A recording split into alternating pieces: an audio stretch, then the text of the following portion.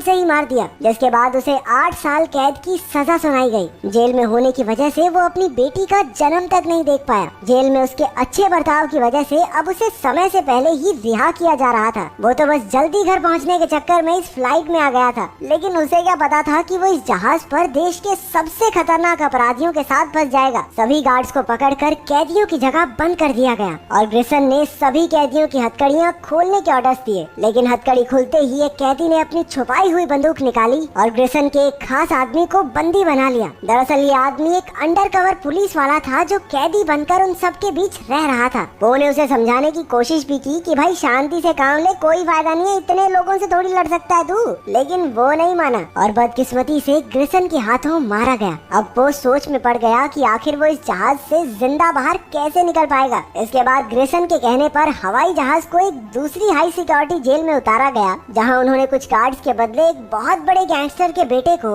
अपने साथ ले लिया। इसके बाद उन्होंने एक और बूढ़े कैदी को अपने साथ ले लिया जो प्लेन उड़ाना जानता था। उसने जल्द ही जहाज के कैप्टन की जगह संभाल ली और प्लेन का रेडियो ट्रांसपॉन्डर भी बाहर फेंक दिया ताकि उनका एयरलाइन वालों से कोई कनेक्शन ही न रहे। ग्रिसन जहां जाता था मानो दहशत उसके साथ चलती थी। उसने एयरफील्ड पर मौजूद एक गार्ड को गोली मार दी और जेल में भी एक बॉम्ब लगा दिया था, जिसके फटने पर कई लोगों की जान गई। उनका जहाज फिर से उड़ चला। बाकी कैदी तो काफी खुश थे, लेकिन वो कुछ परेशान सा दिखाई दे रहा था। वो किसी न किसी तरीके से पुलिस को इस बारे में बताना चाहता था। वो ग्रिसन से मिला और उससे पूछा कि वो सब अब कहाँ जा रहे हैं। मंजिल की ओर जाते हुए उनका प्लेन अचानक नीचे की ओर जाने लगा। ग्रिसन ने पो को इसकी वजह का पता लगाने को कहा। दरअसल एक गार्ड की डेड बॉडी जहाज के व्हील में अटक गई थी। पो ने उसकी टी शर्ट पर हवाई जहाज के बारे में जरूरी जानकारी लिखी और नीचे फेंक दिया। वो लाश जाकर सीधा एक गाड़ी पर गिरी, जिसकी वजह से बहुत सारी गाड़ियाँ आपस में टकरा गई।